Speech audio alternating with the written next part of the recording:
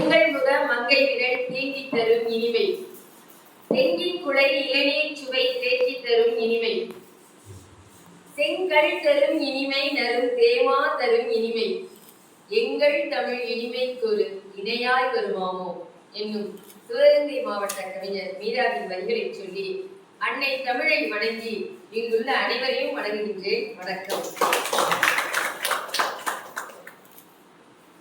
இந்த துறை தலைவர் பேசும்போது சொன்னாங்கல்ல, சரியாக இரவு 9:30 அப்படின்னு சொன்னாங்க. இன்னைக்கு புதுக்கோட்டையில புத்தக திருவிழா நடந்துட்டு இருக்குல்ல, அதுல கவிஞர் தங்கமூர்த்தி தலைமையில சுழலும் கவியரங்கம் நடக்குது. நிறைய இடங்கள்ல கவியரங்கம் நம்ம கண்டும் கேட்டு வச்சிருந்தோம். சுழலும் கவியரங்கம்ங்கிறது எனக்கு ரொம்ப பிடித்தமானது.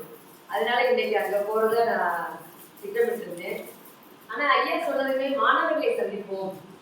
ஏன்னா எங்களுக்கு இது 35வது ஆண்டு நான் தொடக்கப்பள்ளி மாணவர்களை சந்தித்து கொண்டிருப்பது ஆசிரியர் பணியில்.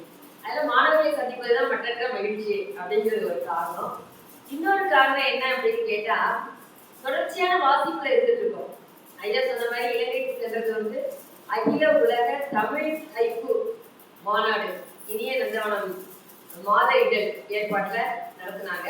அதுல கலந்துக்கிட்டேன்னா, அடுத்தது இப்ப சென்னையில கேட்டாங்கல்ல ஐயா, அங்க இனிய நந்தவனம் ஆண்டு மலர் அதை அறிமுகப்படுத்தும் போது அந்த நூல் குறித்து ஒரு ஆய்வை நிகழ்த்தினேன். அதுக்கப்புறமா தொடர்ச்சியா இன்றைய நிலையில என்னென்ன வாசிப்புல இருக்கேன்னு கேட்டா, அங்க சென்னையில ஒரு தோழி தமிழாசிரியரா பணியாற்றிட்டு இருக்காங்க, பிரேமா கிறிஸ்டி அப்படிங்கிறவங்க குறும்பா அப்படின்னு ஒரு கைக்கு கவிதைகள் நூல் பரிசீலிட்டாங்க. அது படிச்சுட்டு இருக்கேன். அது தவிர மதுரையில மகேந்திர பாபு அப்படிங்கிற தமிழாசிரியர் குழந்தைகளுக்கான பாடல்கள் நூல் அனுப்பியிருந்தாங்க. அந்த சிறுவர் பாடல்கள் நூல் படிச்சுட்டு இருக்கேன். இப்ப கொஞ்ச நாளாவே கவிதைகள் நிறைய படிக்கிறேன், கவிதை நூல்கள் படிக்கிறேன். அதுவும் தவிர சென்ற மாதம் புதுக்கோட்டையில யாழிசை மணிவண்ணன் அப்படிங்கிற ஒரு கவிஞருடைய நூல் வெளியீட்டு விழாவுக்கு போயிருந்தேன். அந்த கவிதை நூலின் பேரு மற்றும் குழுவினர், அந்த நூல் வாசிப்புல இருக்கு. இப்படியே சில நூல்கள் வாசிச்சுட்டு இருக்கேன். இது தவிர இந்த ஞாயிறு நம்ம காரைக்குடியில சேவு முத்துக்குமார்னு லட்சிய ஆசிரியர் இருக்காரு, அவருடைய நூல் வெளியீட்டு விழா ஒரு முப்பெரும் விழாவா நடத்தினாங்க. அதுல 2 நூல்கள் வாங்கிட்டு வந்தேன். அவருடைய நூல் ஒன்று முயற்சியே மூச்சு காட்டுது, அது படிச்சுட்டு இருக்கேன். எனக்கு என்னன்னு கேட்டா, இந்த நூல்கள்ல படிச்சுட்டு இருக்க நூல்களை எது குறித்து பேசுவது அப்படின்னு ஐயாட்ட கலந்துரையாடணும் அப்படின்னு நினைச்சேன். ஆனா வீட்டு வேலையெல்லாம் முடிச்சுட்டு என்னுடைய மேசையில நான் உட்காரும் போது சரியா மணி 11 மணி ஆயிடுச்சு.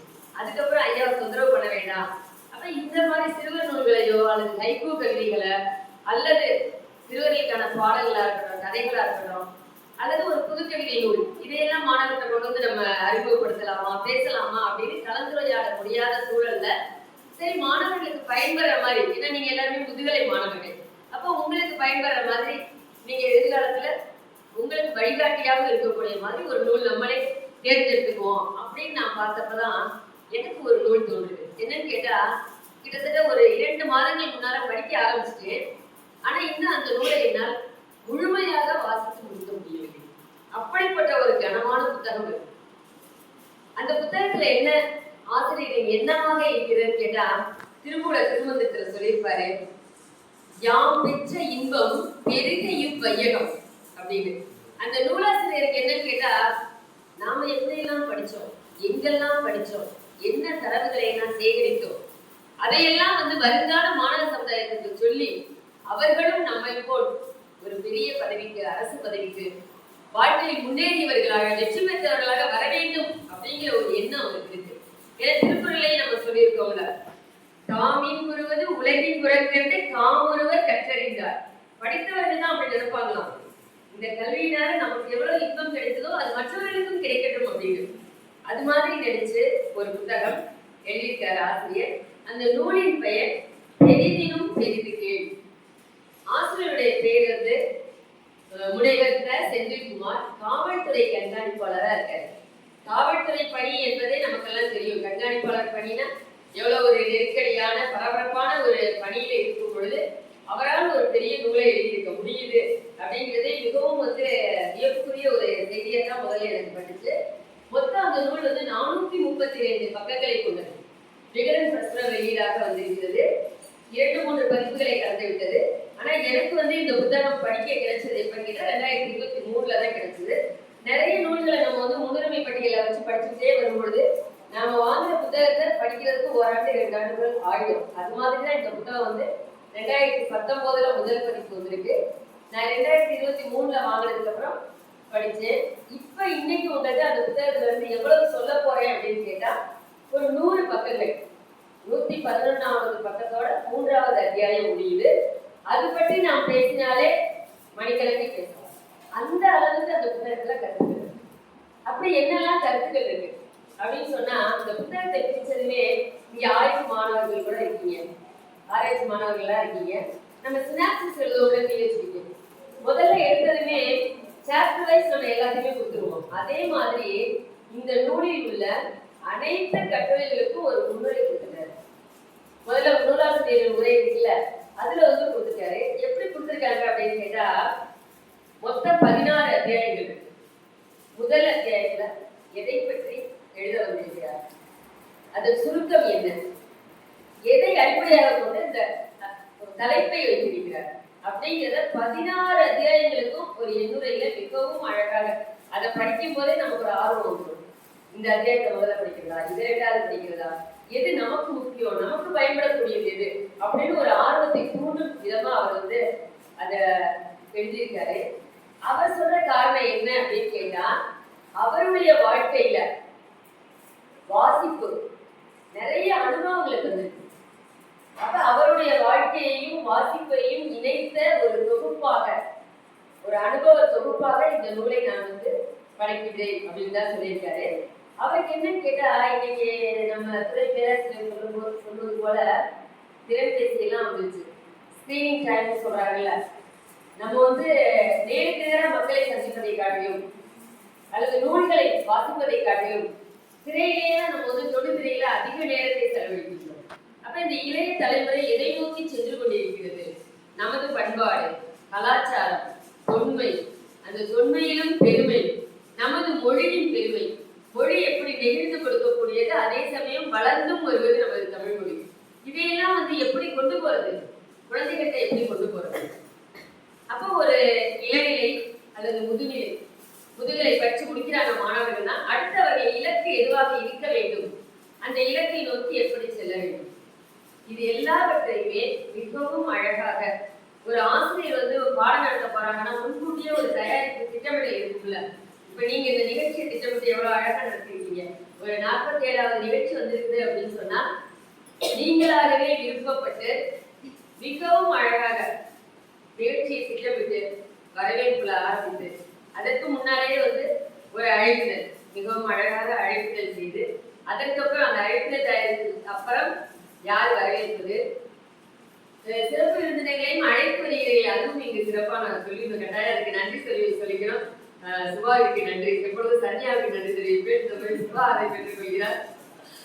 அதுக்கப்புறம் வருபவர்களை ஒரு முகமலர வரவேற்று இங்கு வருவது நான் மகிழ்ச்சி என்று சொல்வதற்கு காரணம் என்ன கேட்டா, நிறைய இடங்கள்ல நாங்கள் பேசுறோம்.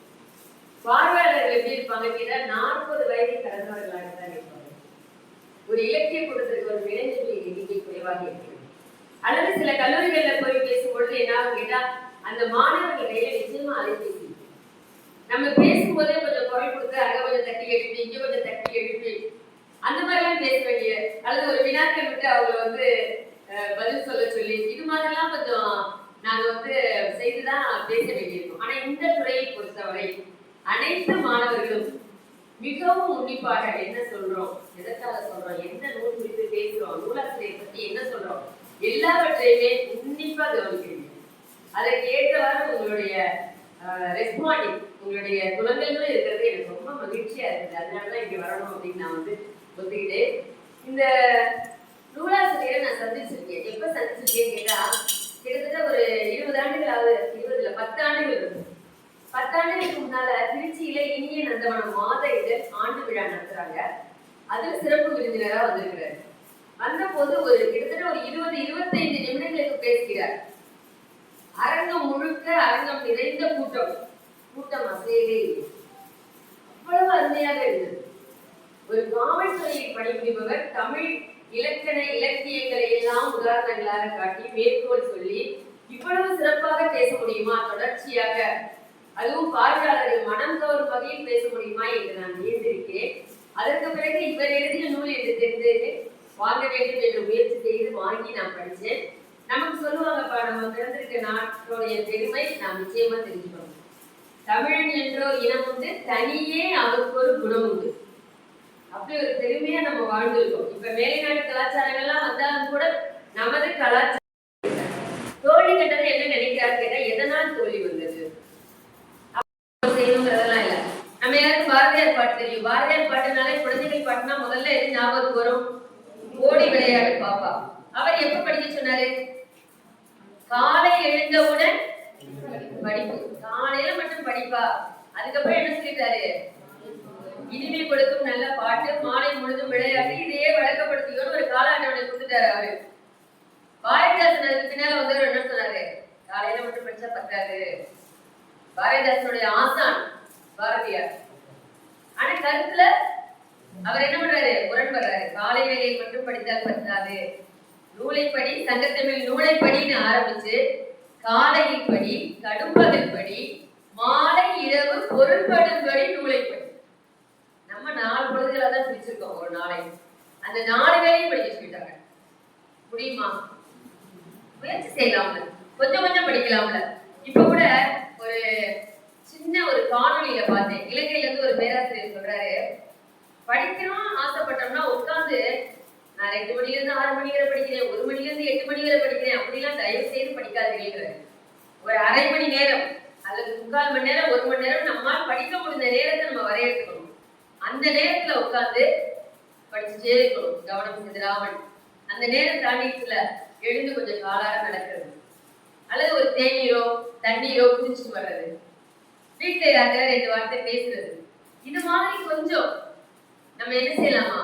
ரிலாக்ஸா இருந்துட்டு அதுக்கப்புறம் வந்து முதல்ல படித்தது வந்து ஒரு தாளுக்குரிய புத்தகங்கள் அல்லது ரிசோர்ஸ் எல்லாம் நம்ம படிச்சோம்னா அடுத்த அரை மணி நேரத்துக்கு ஒரு மணி நேரம் அடுத்த தேர்வுக்குரியதை படிக்கலாம். அப்படி மாற்றி மாற்றி நடுவுல ஓய்வு கொடுத்து படிக்கும் போது நிறைய படிக்கலாம், நினைவாற்றலும் அதிகப்படும் அப்படின்லாம் சொல்றாங்க. இவர் இந்த நூலாசிரியர் எப்படி படிப்பாருன்னா, இரவு முழுக்க விடிய விடிய படிப்பாராம். விடிகாலை ஒரு 5 மணிக்கு தான் படுக்க செல்வாராம். 2 ஜாம தாண்டி. நம்மளே இப்ப முடிச்சிருந்தோம்னா, நான் நிறைய இரவு நேரத்துல முடித்து படிக்கிறது எழுதுறதெல்லாம் உண்டு. ஒரு 1 மணி 1:30 மணிக்கு எனக்கு கொஞ்சம் தூக்கம் வரும். அப்ப என்ன செய்வேன்னு கேட்டா, ஒரு தேநீர் போட்டு குடிக்கிறது, கொஞ்சம் வெந்நீர் குடிக்கிறது, இது மாதிரி ஏதாவது செஞ்சுட்டு அதுக்கப்புறம் எழுதுறது படிக்கிறத தொடர்வேன். இவர் என்ன செய்வாருன்னு கேட்டா, பாரதியார் பாடல்களை படிச்சு பார்ப்பாரு. அதுவும் சத்தமா படிப்பாரு. வந்த தூக்கம் எங்கேயோ ஓடி போயிடும், மறுபடியும் உட்காந்து படிப்பாரு. இப்படி எல்லாம் படிச்சு அவர் என்ன சாதனை செய்தாரு? இந்த பெரிதனும் பெரிதுகேங்கிற ஒரு சொற்றொடர் அவரை பாதிச்சிருக்கு. ஏன் நாம போய் குரூப் 4 எக்ஸாம் எழுதணும், குரூப் 1 எழுதுவோமே அப்படின்னு முயற்சி செய்து முதல் முயற்சியிலேயே அதில் வெற்றி பெற்று எஸ்பியாக பதவி கொண்டார். அதனாலதான் அவர் சொல்றாரு, என்னால் முடிந்தது மற்றவர்களாலும் முடியும் அல்லவா அப்படின்னு சொல்றாரு. அவர் அப்புறம் வேற என்ன சொல்றாரு அப்படின்னு கேட்டா, நம்ம நிறைய படிச்சிருக்கோம், வகைமைகள் தெரியும், புதினம் படிக்கிறோம், சிறுகதைகள் படிக்கிறோம், கவிதைகள் நிறைய படிக்கிற போது பயண கட்டுரைகள் இருக்குல்ல, அதை பற்றி கூட சொல்லியிருக்கிறார் இவர் இந்த புத்தகத்துல. நம்ம தமிழ்நாட்டுல முதல்ல உலகத்தை சுற்றி வந்த தமிழர் யாருமே இருக்கா தெரியுமா? நமது பகுதியை சேர்ந்தவர் அவர், ஏ.கே. செட்டியார். நிறைய பயண குறிப்பு நூல்கள் எழுதியிருக்காரு, பயண வரலாற்று நூல்கள் எல்லாம் எழுதியிருக்காரு, அவரை பற்றிய தகவல் கூட கொடுத்திருக்கிறாரு. இப்படி எல்லாத்தையும் சொல்லிட்டாரு. சங்க இலக்கியங்கள் 15 கீழ்கணக்கு நூல்கள், எல்லா நூல்களை பற்றியும் குறிப்புகள். நம்ம வந்து தமிழ்ல ஒரு கட்டுரை எழுதணும்னா இந்த புத்தகத்துல இந்த ஒரு அத்தியாயத்தை வச்சு எழுதிடலாம். தமிழ் அறிஞர்களை பற்றி எல்லாம் சொல்லியிருக்கிறார், நம்மோடு வாழ்ந்தவர்கள் பற்றியெல்லாம் நிறைய சொல்லியிருக்கிறாரு. அந்த தலைப்பு என்ன வைக்கிறான்னு கேட்டா, என்று முதல் தென் தமிழ் என்று வைக்கிறார். நமது தமிழ் என்றென்றைக்கும் வாழக்கூடியது இனிமையான தமிழ், தீந்தமிழ் என்றெல்லாம் சொல்கிறோம் அல்லவா? அது எதனால் எப்படி என்றென்றும் வாழக்கூடியதுங்கிறது தான் நம்மளுடைய பழந்தமிழ் இலக்கியங்கள் ஆரம்பித்து இன்றைய இலக்கியங்கள் வரை மிகவும் அழகாக சொல்லு. நாங்கெல்லாம் சின்ன பிள்ளை இருந்தப்ப ராணி காமிக் சொன்னாங்கல்ல ஐயா, இந்த மாதிரி பாலமித்ரா, அம்புலி மாமா இதெல்லாம் படிப்போம். எங்க வீட்டுல வந்து ராணி, பாக்கியா இந்த மாதிரி வார இதெல்லாம் படிக்க விட மாட்டாங்க. அதெல்லாம் படிச்சா அது கொஞ்சம் எங்களுக்கு வயதுக்கு மீறி அதுல செய்திகள் இருக்கும் அப்படின்னு சொல்லி படிக்க விட மாட்டாங்க. ஆனா நாங்க எப்படியாவது பக்கத்து வீட்டுல எதிர் வீட்டுல வாங்கிலாம் அந்த புத்தகத்தெல்லாம் படிச்சிருவோம். அதனாலதான் இன்னைக்கு இப்படி பேசுறோம். நாங்க எல்லாத்தையும் படிச்சிருவோம். சொல்லுவாங்கல்ல, கண்டதை கற்றால் பண்டிதன் ஆவான். கண்ணால எதெல்லாம் பாக்குறோமோ அதெல்லாம் படிக்கலாம் அப்படிங்கிற கொள்கை தான் எங்களுக்கெல்லாம். அந்த காலத்துல பொட்டுக்கடலை கடுகு இதெல்லாம் காகிதத்துல சுத்தி தான் வரும். நாங்க அதை பிரிச்சு டப்பால கொட்டிட்டு அதை கூட பிரிச்சு படிப்போம். அந்த காகிதத்துல என்ன இருக்கு அப்படின்லாம் படிச்சிருக்கோம் நாங்க. அப்ப இவர் என்ன சொல்றாரு அப்படின்னு கேட்டா, சில இடங்கள்ல சில நேரங்கள்ல எதை படிப்பது, எங்கு சென்று படிப்பது இப்படிலாம் நமக்கு தோணும் போது, எல்லோரும் படிக்கணும் அப்படின்னா ஊர்ல பொதுவா என்ன இடம் இருக்குது படிக்கிறதுக்கு? நூலகம். இவர் படித்திருக்கிற நூலகங்களின் பட்டியலை பார்த்தாலே நமக்கு இவ்வளவு நூலகங்களுக்கு செல்ல முடியுமா, நூலகத்திலேயே இவ்வளவு வாசிக்க முடியுமா அப்படின்னு இருக்கு. அதை மட்டும் சொல்றேன், எங்கெல்லாம் இவர் படிச்சிருக்காருன்னு சொல்றேன் பாருங்களேன். கிளை நூலகம்னு எடுத்துக்கிட்டாலே துறையூர், திட்டக்குடி, ஆவினக்குடி. மாவட்ட மைய நூலகம்னா திருச்சியில படிச்சிருக்கிறாரு. அப்புறம் கன்னிமாரா நூலகம், பூனேசா நூலகம், ரோஜா முத்தையா ஆராய்ச்சி நூலகம், அண்ணா நூற்றாண்டு நூலகம், தேவநேய பாவாண நூலகம், மறைமலை அடிகள் நூலகம், உலக தமிழாராய்ச்சி நிறுவனத்துல உள்ள நூலகம். இவ்வளவு நூலகத்திலையும் போய் படிச்சுட்டே இருக்கிறாரு. ஏன்னா அந்த போட்டி தேர்வுல எப்படியும் வெற்றி பெறணும் அப்படிங்கிறதுக்காக. இதுக்கு ஒரு நல்ல உதாரணம். இதே போல படிப்பு இன்று நல்ல நிலைமையில எங்கள் குடும்பத்துல இருக்கவங்க நட்புரைக்கு எங்களுடைய பெரியம்மா பையன் அண்ணன் இருந்தாங்க. திருவாரூர்ல பிறந்தவர். அரசு பள்ளியில தான் படிச்சாங்க. ஏன்னா இவன் அரசு பள்ளி மாணவர் தான். இந்த நூலாசிரியர் அரசு பள்ளி மாணவர் தான். நட்புரைன்னா தமிழ் வழியில அரசு பள்ளியில படிச்சாங்க. நூலகமே கதியே இருப்பாங்க. அவங்க ஒரு பட்டய படிப்பு படித்ததுக்கு அப்புறமே இளநிலை படிக்கும் போதே எங்கெல்லாம் போறாங்களோ, எந்த ஊராக இருந்தாலும், எந்த கல்லூரியாக இருந்தாலும், பல்கலைக்கழக நூலகத்திலே இருந்து தன் துறை சார்ந்து மருந்தாளுநராக தான் முதல்ல படிப்பு வந்தாங்க. தன்னுடைய துறை சார்ந்து படிச்சுட்டே இருப்பாங்க. ஆராய்ச்சி கட்டுரைகள் எழுதி அதை வெளியிட்டு நிறைய கருத்தரங்கள், பன்னாட்டு கருத்தரங்கத்திலாம் கலந்துக்கிட்டு நூலகத்தையே நம்பி தன்னுடைய அறிவை வளர்த்து கொண்டு, இன்றைய தொழில்நுட்பமும் தெரியும் உங்களுக்கு. நூலகத்துல நிறைய படிச்சதுனால இது ஒரு முக்கிய காரணமா அடிப்படையா இருக்கு. இன்றைக்கு இந்தியாவிலேயே ஆயுஷ் என்கிற துறை, சித்த வைத்திய துறை, அதுல உதவி இயக்குநராக பணிபுரிகிறார். அந்த ஒரு உயர்வுக்கு காரணம் நூலகத்தை பயன்படுத்தியது அப்படின்னு எங்க அண்ணா சொல்லுவாங்க. ஏன்னா மற்றதெல்லாம் அவங்க ஸ்போக்கன் இங்கிலீஷ் டெவலப் பண்ணிக்கிட்டது, கணினி கற்றுக்கொண்டது, இதெல்லாம் வெளியில தான். ஆனா அடிப்படையாக இருந்தது, தன்னுடைய முயற்சிக்கும் வெற்றிக்கும் அடிப்படையா இருந்தது இன்னைக்கு நூலகம் தான் அப்படின்னு சொல்லுவாங்க. நாங்கெல்லாம் சின்ன பிள்ளையா இருக்கும்போது காரைக்குடி மைய நூலகம் ஒரு மாடியில இருக்கும், வேளாண் பக்கத்துல. நாங்க அங்கெல்லாம் போய் நிறைய நூல் எடுத்து படிச்சிருக்கோம். அப்ப நீங்களும் உங்க துறையிலேயே நூலகங்கள் இருக்கு. இப்ப கூட நான் ஐயாட்ட கேட்டேன், நிறைய காட்சிகள் வச்சிருக்கிறார்கள், மாத இதழ்கள்லாம் கூட இருந்தது, உங்களுடைய மாணவர்கள் எல்லாம் படிப்பாங்களா அப்படின்னு கேட்டேன். ஆனா ஐயா எப்பொழுதுமே உங்களை விட்டு கொடுக்காம பெருமையா பேசுறதுல வல்லவர் அப்படிங்கிறது அவருடைய பதிலை வைத்தே நான் தெரிந்து கொண்டேன். அதெல்லாம் நிறைய படிக்க. எப்போ நமக்கு எங்கதான் நூலகம் கண்டப்படுதோ, நாங்களாம் ஏதாவது ஊருக்கு போனா கூட நூலகத்தை பார்வையிட்டு வருவோம். ஒரு 10 நிமிஷம் உட்காந்து அங்க படிச்சுட்டு வந்தோம்னா ஒரு மனசுக்கு திருப்தியா இருக்கும். இந்த ஆசிரியர் அது மாதிரி நூலகத்தை இவ்வளவு நூலகத்தையும் பயன்படுத்தி இருக்கிறாரு. இதுவும் தவிர அவர் உத்தமபாளையத்துல பணி மாறுதல்ல போயிருக்கிறாரு. அப்ப என்ன கேட்டா, உத்தமபாளையத்துல புத்தக கடைகளோ நூலகமோ கிடையாது. தேனி பேருந்து நிலையத்துல அவர் பேருந்துக்காக காத்துட்டு இருக்கும்போது ஒரு சின்ன பேருந்து நிக்குது. அதுல நடமாடும் புத்தக நிலையம் அப்படின்னு எழுதியிருக்காங்க. எழுதிட்டு புத்தகங்களை மக்களுக்கு கொடுத்து வாசிக்க சொல்லி வாங்கிட்டு இருக்காங்க. இவருக்கு மிகுந்த வியப்பா இருக்கு. என்ன இது, நம்ம இதுவரை கேள்விப்பட்டது இல்லையா அப்படின்னு சொல்லி அதை நடத்துற அந்த தம்பியை கூப்பிட்டு கேட்கிறாங்க. கூப்பிட்டுதான் அவங்க என்ன சொல்றாங்க அப்படின்னு கேட்டா, அந்த தம்பி பேர் முத்துக்குமார், NCBH நிறுவனம் இன்னைக்கு இருக்குது இல்ல, அவங்க என்ன செய்யறாங்கன்னா நியூ செஞ்சுரி புக் ஹவுஸ், அவங்கதான் நூலகம் இல்லாத ஊர்களையும் மக்களை படிக்க வைக்கணுங்கிறதுக்காக இந்த மாதிரி ஒரு முறையை ஏற்படுத்தியிருக்காங்கன்னு சொல்றாங்க. இவருக்கு பகல் முழுக்க பணி இருக்கு, பணி நிமித்தம் படிக்க முடியாது. உடனே அந்த முத்துக்குமார் தம்பிட்ட சொல்றாரு, நான் தங்கியிருக்க இடத்துக்கே நீ வந்துரு, உத்தமபாளையத்துக்கே வந்துரு, அதுக்காக எவ்வளவு கட்டணம் தரணுமோ, எவ்வளவு நூல்கள் கொடுக்கணும் வாங்கிக்க முடியுமோ வாங்கிக்கிட்டு நான் அந்த கட்டணத்தை எல்லாம் தந்துடுறேன்னு சொல்றாரு. இவர் சொன்ன அன்னைக்கு இரவு அந்த பையன் வந்துடுறாரு. தானே இந்த சிறிய பேருந்துக்குள்ள ஏறி என்னென்ன புத்தகங்கள் வேணும் அப்படின்னு தேர்ந்தெடுத்து கிட்டத்தட்ட 10,000 ரூபாய்க்கு மேற்பட்ட மதிப்பிலான புத்தகங்களை வாங்குறாரு. சரி, வாங்கிய புத்தகத்தை என்ன செய்யுது அப்படின்னு யோசிச்சுட்டு அவர் துறையிலேயே வெங்கடாச்சலம் அப்படிங்கிறவங்க வீட்டுல ஒரு அலமாரியை நிறுவிட்டார், நூலகமாக்கிட்டார். அப்படியே அவருக்கு வந்து ஒரு திருப்தி ஏற்படல. பக்கத்துல வந்து ஒரு தியாகி, அந்த தியாகி வீட்டுல புத்தகம் இருக்கு அப்படின்னு சொல்றாங்க. உடனே அவர் என்ன செய்யறாரு, அங்கேயும் ஒரு நண்பரை வர சொல்லி போய் அந்த புத்தகங்களை எல்லாம் வாங்கிட்டு வந்து அந்த ஊர் டிஎஸ்பி, உத்தமபாளையம் டிஎஸ்பி வீட்டுல ஒரு நூலகமாக அதை வந்து மாற்றி அமைச்சிட்டாரு. அப்போ ஒரு புத்தகத்தை தேடி அவர் எங்கெல்லாம் போயிருக்காரு அப்படிங்கிறதுல ரொம்ப சுவையாவே சொல்லியிருக்கிறாரு. சில நிகழ்ச்சிகள் வந்து நம்ம கேள்விப்படுவோம். இப்ப தந்தை பெரியார் அப்படின்னு சொன்னாலே நம்ம என்ன சொல்லுவோம், அவர் வந்து ஆன்மீகத்தை எதிர்த்தார், நாத்திகவாதி அப்படின்னு நம்ம சொல்லிக்கிட்டு இருக்கோம். ஆனா உண்மையான கருத்து அது கிடையாது. சமயங்களில் என்னென்ன முறைகேடுகள் இருக்கோ அதைத்தான் அவர் எதிர்த்தார். பெண் முன்னேற்றத்திற்காக நிறைய குரல் கொடுத்தார். சமூக சீர்திருத்தங்களை, எழுத்துக்களில் கூட சீர்திருத்த எழுத்துக்களை கொண்டுதான் நிறைய சொல்லுவோம்ல. அவர் வந்து திராவிடர் கழகம் அப்படின்னு பேர் எப்படி வச்சாரு அப்படிங்கிற ஒரு சுவையான ஒரு செய்தி இதுல குறிப்பிட்டிருக்காங்க. நம்ம தமிழ்நாட்டிலேயே மிகவும் பழமையான கழகம் எதுன்னு கேட்டா சைவ சித்தாந்த கழகம். அங்க அடிக்கடி போவார் தந்தை பெரியார்.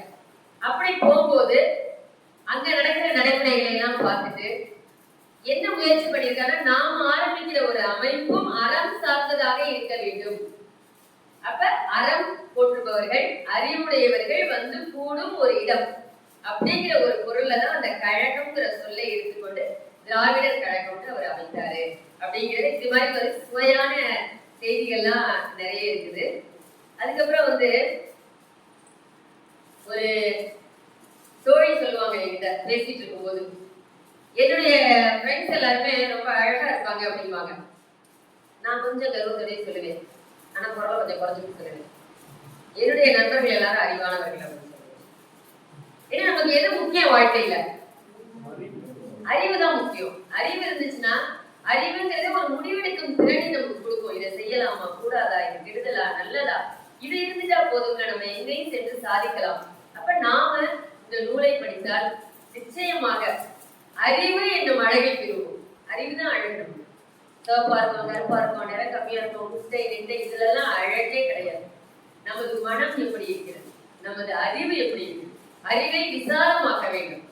பாரதிதாசன் சொன்னார்ல, விசால பார்வை அது வேண்டும். இந்த பூமியே நமது, இந்த உலகமே நமது அப்படின்னு ஒரு பார்வையெல்லாம் வரணும் அப்படின்னு சொன்னா இது மாதிரி புத்தகங்கள் நிறைய நீங்க படிக்கணும். அப்புறம் இந்த புத்தகத்தை நீங்க படிச்சுட்டே வரும்பொழுது, படிக்கிறது ஒரு நூல், ஆனா கிட்டத்தட்ட 30க்கும் மேற்பட்ட நாம் படிக்க வேண்டிய நல்ல நூல்களை குறித்து சொல்லியிருக்கிறார். அந்த நூலோட தலைப்பு சொல்லி யார் எழுதிய ஆசிரியர்னு சொல்லியிருப்பாரு. அதுல சில நூல்கள் மட்டும் உங்களுக்கு சொல்றேன். என்னென்ன நூல்கள் இவர் சொல்லியிருக்காரு கேட்டா, தமிழ் தாத்தா ஊவேசா அவர் எழுதினதுல என் சரித்திரம்னு ஒரு நூல். திருவி கல்யாணசுந்தரனார் தன்னுடைய வாழ்க்கை குறிப்பை சுயசரிதமா எழுதினது. நேருடைய அதே மாதிரி வாழ்க்கை குறிப்பு சுயசரிதம். காந்தியடிகள் எழுதின சத்திய சோதனை. நாமக்கல் கவிஞர் என் கதைன்னு ஒரு புத்தகம் எழுதியிருக்காங்க. மாப்போ சிவஞானம், மாப்போசி அப்படின்னா நம்ம வழக்கத்துல சொல்றது, அவர் எழுதிய எனது போராட்டம் அப்படின்லாம் நிறைய புத்தகங்களை குறிப்பிட்டு காட்டியிருக்காங்க. அதுவே தவிர மேலை நாட்டு அறிஞர்களை பத்தியும் சொல்லியிருக்காங்க. கல்வி சிப்ரானுடைய கவிதைகள் எல்லாம் மேற்கோள் காட்டியிருக்காங்க. அதுக்கப்புறம் வந்து சில மேலை நாட்டு அறிஞர்கள் எழுதிய புத்தகங்கள், அதுல கூட எனக்கு படிக்கும் போது வந்து ஒரு புத்தகம் ரொம்ப வித்தியாசமான பெயரா இருந்துச்சு. அதை அவரே சுட்டி காட்டிருக்காரு.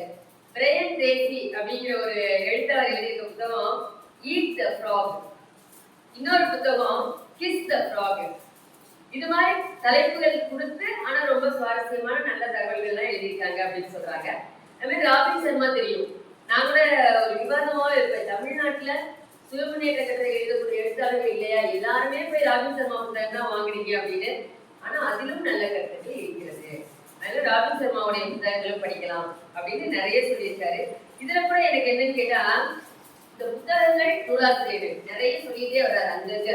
இது வந்து நிறைய அத்தியாயங்கள்ல வந்து உங்களுக்கு எடுத்து சொன்னேன்னா, இதுல ஒரே ஒரு விஷயம் சேர்த்திருக்கலாம். எந்த பதிப்பகம் அல்லது ஒரு அலைபேசியை கிடைக்கணும், அது குறிச்சிருந்தா நம்மளை போல நிறைய தேடி படிக்கிறவங்களுக்கு அது ஈஸியா இருக்கும் அப்படிங்கிறது என்னுடைய கருத்து.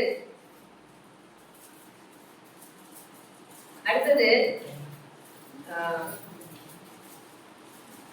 இப்போ வந்து இதெல்லாம் எதுக்காக உங்களுக்கு சொல்றோம், நிறைய படிக்கணும், நிறைய வாசிக்கணும், நிறைய நூல்களை அறிமுகப்படுத்திக்கிறோம். அதுவும் இன்னைக்கு எடுத்துக்கொண்ட நூல் வந்து வாழ்க்கையில திங்க் பிக் அப்படின்னு சொல்லுவாங்கல்ல, அதேதான். அதை வந்து நமக்கு பாரதியார் சென்ற நூற்றாண்டிலேயே சொல்லிவிட்டு சென்றார் ஒரு வரியில மிகவும் அழகாக. நமக்கு அப்துல் கலாம் ஐயா கூட அதே தானே சொன்னாங்க. அப்துல் கலாம் ஐயா பற்றி எழுதியிருக்கிறார் நூலில். இன்றைய எழுத்தாளர்கள் பற்றி எழுதியிருக்கிறார். ஏன்னா நாங்கெல்லாம் வந்து ராஜேஷ்குமார், சுப்பாதகதுரை, சாண்டில்யன், பாலகுமாரன் இவங்களுடைய நூல்களாக படிச்சுட்டு இருந்தோம். அதுக்கப்புறம் தான் இன்றைய எழுத்தாளர்கள் சாரு நிவேதிதா, ஜெயமோகன் இது மாதிரிலாம் நிறைய படிக்க ஆரம்பிச்சோம். இப்ப நான் படிக்கிறது சமகால எழுத்தாளர்கள் நிறைய புத்தகங்கள் படிச்சுட்டு இருக்கோம். அது ஒரு படிநிலையே சொல்லலாம். அதே மாதிரிதான் இந்த ஆசிரியரும் முதல்ல யாருடைய நூல்கள்லாம் படிச்சோம், துப்பறியும் கதைகள்லாம் எப்படி படிச்சேன், அதெல்லாம் ரொம்ப சுவைப்பட சொல்லியிருக்கிறாரு. இப்ப இது எல்லாத்தையுமே நம்ம எதுக்காக சொல்றோம், எதுக்காக படிக்கிறோம், இந்த நூல் அறிமுகம் உங்களுக்கு எதுக்காக அப்படிங்கிறத எப்படி உங்கள்கிட்ட கொண்டு வருது அப்படின்னு நான் யோசிச்சுட்டு இருக்கும் போது இன்று காலையில கொஞ்சம் முகநூல் பார்த்துட்டு இருந்தேன். புத்தக திருவிழா நடக்குதுன்னு சொல்லல புதுக்கோட்டையில. அங்க அண்ணனூர் சுறா அப்படின்னு ஒரு பிரபல எழுத்தாளர் அவர் பேசியிருக்கிறாரு. அவருடைய சொற்பொழிவை அப்படியே உரைநடை மாதிரி உரையாகவே முகநூல்ல பதிவு பண்ணியிருக்காரு. அதுல இருந்து எனக்கு கிடைத்தது ஒரு செய்தி. என்னன்னு கேட்டா, சொல் நமது வாழ்க்கையில் மிகவும் முக்கியமானது. சொல். இந்த சொல் எப்படிப்பட்டது அப்படின்னு அவர் சொல்றாரு கேட்டா, நாம் சொற்களால் வாழ்ந்து கொண்டிருக்கிறோம் அப்படின்னே சொல்றாரு. மனிதனுக்கு சோறு எவ்வளவு முக்கியமோ சொற்கள் அவ்வளவு முக்கியம். சொல் வேறு சோறு வேறு அல்ல அப்படின்னே சொல்றாரு. இத வந்து அவருடைய கர்த்தாவும் சொல்லிட்டு அதற்கு மேற்கோளும் எடுத்துக்காட்டுகிறார் நமது இலக்கியங்களில் இருந்து. நான் ஏற்கனவே சொல்லிட்டே இருப்பேன். எஸ் ராமகிருஷ்ணன் சொல்லுவாரு, நமக்கு முன்னால சொற்கள் குவியலாக இருக்கின்றன. அந்த சொல் குவியலில் இருந்துதான் நாம் எடுத்து பயன்படுத்தி கொண்டிருக்கிறோம். அதை எவ்வளவு குறைவாக பயன்படுத்துகிறோம் அல்லது எவ்வளவு அதிகமாக எவ்வளவு பொருள்பட பயன்படுத்துகிறோம் என்பதில்தான் நமது வெற்றி இருக்கிறது அப்படின்னு நம்ம சொல்லுவோம். அதனால இந்த சொற்கள் நிறைய நம்மகிட்ட வந்து சேரும் பொழுது நம்ம ஸ்போக்கன் இங்கிலீஷ் கூட சொல்லுவோம். What is the basic of spoken இங்கிலீஷ்னா vocabulary stock. நிறைய ஆங்கில சொற்கள் தெரியும் போது we can talk English fluently. அதே மாதிரிதான் எந்த மொழியாக இருந்தாலும் சொற்கள் நமக்கு முக்கியம். நிறைய இந்த நூல்கள்லையும் நிறைய புதிய சொற்கள் சொல்லாக்கங்கள் நிறைய நீங்க படிச்சு பார்க்கும்போது இதுல உள்ள நிறைய ஒவ்வொரு பகுதியிலையுமே ரொம்ப அருமையா சொல்லியிருக்கிறாரு. அதையெல்லாம் நீங்க படிச்சு பாருங்க. படிச்சு பார்த்துட்டு நீங்க வந்து முட்டிக்குறிச்சி குறித்து நான் போன ஆண்டு ஒரு நாவல் கவிஞர் சோழச்சின்னு ஒருத்தருடைய நாவல் குறித்து நான் பேசினேன். நிறைய மாணவர்கள் அது ரொம்ப நல்லா இருக்குன்னு சொன்னாங்க. அந்த நூலுக்கு நாவலுக்கு ரசிகர்களே இருப்பதா ஐயா சொன்னாங்க. அது மாதிரி இந்த நூல் வந்து நீங்க நிச்சயமா வாங்கியே படிக்கலாம். ஏன்னா விகடன் பிரசுரம் இது எல்லா இடத்துலயுமே கிடைக்கும். நல்ல ஒரு கெட்டி அட்டை போட்ட புத்தகம் 452 பக்கங்கள்ல இருக்கு. அதோட விலை கூட உங்களுக்கு சொல்றேன், வாங்கி நீங்க படிச்சு பாருங்க.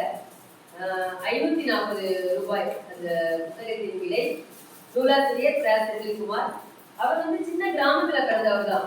கடலூர் மாவட்டத்துல போத்திரமங்கலம்னு ஒரு சின்ன கிராமத்துல பிறந்து அரசு பணிக்கு தன்னுடைய முயற்சி மூலம், தொடர் உழைப்பு மூலம், கடுமையான பயிற்சி மூலம் குரூப் 1 தேர்வில் தேர்ச்சி பெற்று காவல்துறை கண்காணிப்பாளராக உயர் பதவியில் இருக்க நம்ம காரைக்குடியிலேயே பணியாற்றி இருக்கிறார். திருச்சி, தஞ்சாவூர், காரைக்குடி, சிவகங்கை எல்லா இடத்துலையும் அவர் பணியாற்றிய குறிப்புகளையும் கொடுத்திருக்கிறார். அவரை பற்றி ஒரு வாழ்க்கை சுருக்கம் கொடுத்திருக்கிறார். அதை பார்த்துதான் நான் வியந்தேன். எப்படி ஒரு சிற்றூரில் பிறந்தவரால் சாதிக்க முடிந்திருக்கிறது. அப்படியான நம்மால் முடியாதா? நமக்கு வழிகாட்டுறாங்க. அவருக்கெல்லாம் வழிகாட்டிகள் யாரும் இருந்தாங்களா என்னன்னே தெரியாது. நமக்கு வழிகாட்டக்கூடிய ஒரு நூலாக இருக்கிறது. அதனால இந்த நூலை படித்தால் நிச்சயமாக உங்கள் எல்லோருக்கும் அது பயனுள்ளதாக இருக்கும் என்பதை சொல்லிக்கொண்டு ஒரே ஒரு சிறிய வரியோடு நான் முடித்துக் கொள்கிறேன். கலீல் ஜிப்ரான்கிற கவிஞருடைய வரிகள். வெற்றிக்கான விதை எந்த நேரத்திலும் விழலாம், விழித்துக் கொண்டே இருங்க. இது கலீல் ஜிப்ரான் சொல்லியிருக்காரு. இதுக்கு கிட்டத்தட்ட சமமா நம்ம இந்திய நாட்டிலேயே ஒரு துறவி சொல்லியிருக்காரு. என்ன சொல்லியிருக்காரு? விவேகானந்தர். Arise, awake and stop not till the goal is reached. விழுவின் எழுவின். விழித்திருந்தால் எழுச்சி பெற முடியும். இலக்கை அடையும் வரை தூங்கவே கூடாது. அப்படி தூங்கினா என்ன செய்யணும்? கலாம் சொன்ன மாதிரி கனவு காணணும். அந்த கனவுக்கான முயற்சியை தொடரணும். இப்படி நம்மளுடைய இலக்கியங்கள்ல நிறைய இருக்கு, நம்முடைய வாழ்க்கையில நிறைய இருக்கு, நிறைய சொல்லியிருக்காங்க. அதை கொஞ்சம் கொஞ்சம் நம்ம வாழ்க்கையில பின்பற்றினால் நிச்சயம் நீங்களும் ஒரு நாள் வாழ்க்கையில் தன்னம்பிக்கை உடையவர்களாக, வெற்றி பெற்றவர்களாக, உங்களுடைய வாழ்க்கை பாதையை நீங்கள் அறிந்தவர்களாக இந்த திக்கு தெரியாம போக கூடாது. இல்ல முதல்ல வந்து சொல்லுவாங்க, நீ வந்து எந்த திசையில போற அப்படிங்கிறதை காட்டிலும் பூண்டை உடைக்க வேண்டும். முதலில் நமக்கு என்னெல்லாம் தடை இருக்கோ அதையெல்லாம் உடைக்கணும், தாண்டணும். அதுக்கு மனசுல இருக்கணும், இந்த திசையில் பயணிக்க போகிறோம், இதுதான் நம் பாதை அப்படிங்கிற மனசுல இருந்தா நம்ம தடைகளை எல்லாம் தாண்டி பூண்டை உடைத்து சுதந்திர வானில் பறந்து நாம் வெற்றியாளர்களாக நிச்சயமாக வளம் பெற முடியும். எனவேதான் இப்படி ஒரு நூலை எடுத்துக்கொண்டு இன்று உங்களிடம் அறிமுகப்படுத்தினேன்.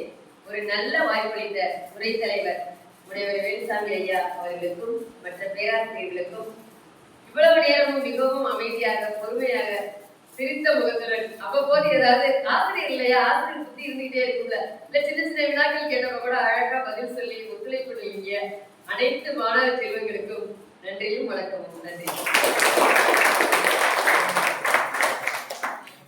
சிறப்புரை வழங்கிய இடைநிலை